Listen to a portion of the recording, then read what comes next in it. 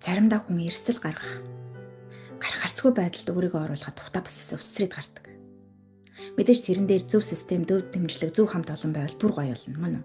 Гав ганцаараа би таныг эрсдэл хийгээгүй шүү дээ. Надтай хамт мөн үү? Тэгээ би таныг эрсдэл хийж гэж хэлээгүй.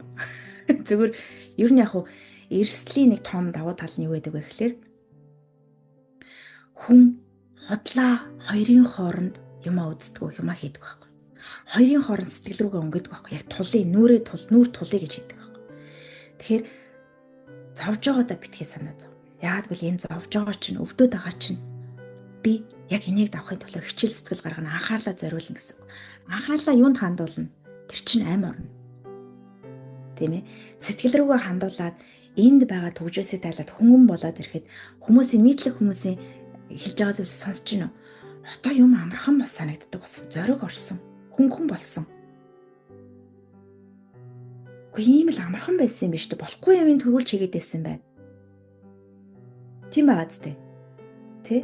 Тэгэхээр зөв системээр зөв дэмжлэгийн багтаагаад тэгээд та зориг гаргаад зориулалт гаргаад явбал үнэхээр энэ систем ажилдаг систем.